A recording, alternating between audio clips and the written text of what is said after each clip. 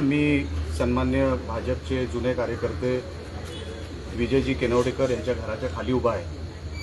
आत्ताच तुमच्या सगळ्या कॅमेऱ्यामध्ये कैद झालं असेल की त्यांच्या घरामध्ये 20-25 लाखाची म्हणजे 20-25 लाख असलेली एक बॅग मिळाली पैशाची.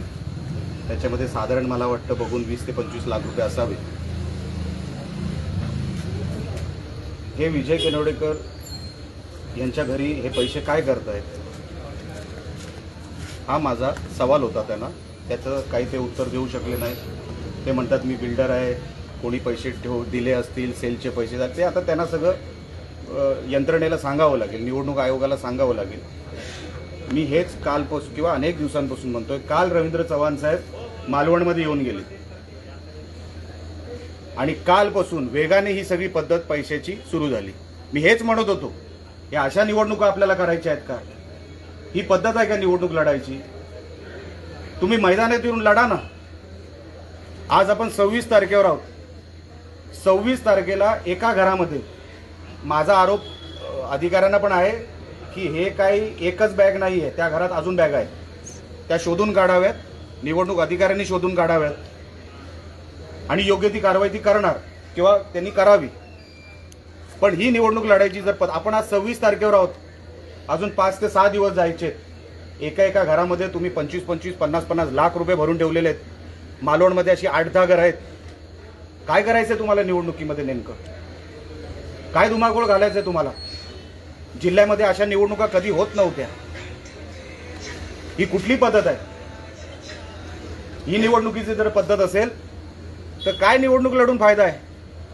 अहो ते घर बघा, विजय केनवडेकर त्यांच्या घरात फोटो बघा. 2 फोटो तर मला सन्मान्य रवींद्र चव्हाण साहेबांचे दिसले. मी जे काय आरोप करत होतो की कशासाठी आपण हे सगळं करताय, पुरं वातावरण गढूळ करून टाकायचं, शहराची वाट लावायची, ह्यांना काय विकास करायचा नाहीये. ह्यांना हेच करायचंय, कुठल्या तरी मार्गाने हेच करायचंय. म्हणून माझी विनंती निवडणूक आयोगाच्या अधिकाऱ्यांना पण होती. फ्लाइंग स्क्वॉड आला होता आणि सन्मान्य PI जगताप साहेब होते. त्यांनाही मी सांगितलेलं आहे, साहेब उद्या मी परत तुमच्या कार्यालयामध्ये येणार, मला तुम्ही काय कारवाई करताय हे भारतीय जनता पक्षाचे मी यादी देणार आहे. कोण कोण कार्यकर्ते इथे पैसे वाटतायत ते. पप्या थवटे, तो रुपेश कानाडे, तो रणजित देसाई, तो मोहन सावंत, अंगावर पैसे घेऊन वाटतायत सगळे.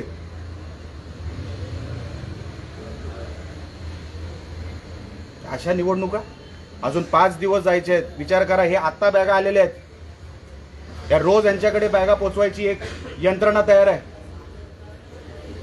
रोज जर बॅगा यायला लागल्या आणि असे पैसे जर वाटप व्हायला लागले, कशासाठी पाहिजे तुम्हाला? हे जिंकल्यानंतर हे जिंकणार नाहीत, पण जरी जिंकले तर हे काय लोकांची सेवा करायला नाही जाणार आहे तिकडे. हे जे पैसे वाटतायत ना ते लुटायला जाणार आहेत परत नगरपालिकेमध्ये, शहराला खड्ड्यात घालतील. म्हणून माझी तुम्हाला सगळ्यांना हात जोडून विनंती आहे, हे आताच हे गांभीर्याने आपण सगळ्यांनी, आपणही पत्रकार आहात, आपणही गांभीर्याने घ्यावं. मी त्यांना सांगितलं तुम्हाला पुऱ्या शहरामध्ये सर्च मारावं लागेल. लॉ अँड ऑर्डरचा प्रश्न तयार होईल. आज रात्रीपासून जशी पोलीस यंत्रणा असेल तशी माझी पण यंत्रणा असतील. मला बघायचं आहे या शहरामध्ये हे कोण धुडगूस घालतोय. पण मी हे होऊ देणार नाही. मी सगळ्या यंत्रणेला सांगितलंय माझ्याकडून पूर्ण सहकार्य मिळेल, पण हे सगळे जे घाणेरडे प्रकार चालू ना ते थांबवावेत. एवढं सांगून आता मी सन्मान्य विजय केनवडेकर आणि बंड्या सावंत वरती आहे, तो कुडाळचा कार्यकर्ता. मला सांगितलं मी फ्रेश व्हायला इकडे आलो. अरे तू फ्रेश व्हायला इकडे का आला? तुझा काय संबंध आहे या घराशी? आणि ड्रायव्हर, मी बोललो तू वरती काय करतोय? मग तो चावी द्यायला आलो. आम्ही जेव्हा आतमध्ये शिरलो आणि विचारलं म्हणजे बघत होतो तर हे दोघं आतल्या खोलीत, जिथे तुम्ही पैशाची शूटिंग केली असेल, हे दोघं आतल्या खोलीत पळाले आणि ते पैसे डिस्पोज करायला ते प्रयत्न करत होते. त्यांना माहित नाही मी तयारीने आलो होतो. खालपर्यंत इकडे सगळी तयारीने होतो. ते पळायचे सगळे मार्ग बंद होते. त्यांना जेव्हा कळलं ते गपचूप वरती बसले. त्या विजय केनवडेकरांची घमेंड बघा किती आहे. त्यांना माहिती आहे ते सुटणार आहेत, काही होणार नाही त्यांच्यावर कारवाई, किरकोळ काहीतरी कारवाई होईल, ते सुटणार आहेत. त्यांना माहिती आहे सगळं. म्हणून बघा त्यांची शूटिंग घ्या, तुम्ही घेतलीच असेल. काय घमेंड आहे चेहऱ्यावर. हे पैशाचं घमेंड आहे. उतरवायला वेळ लागणार नाही. आतापासून ते 2 तारखेच्या निकालापर म्हणजे 3 तारखेला निकाल आहे, 2 तारखेला पूर्ण सकाळपर्यंत आम्ही ह्याच्यावर लक्ष ठेवून आहोत.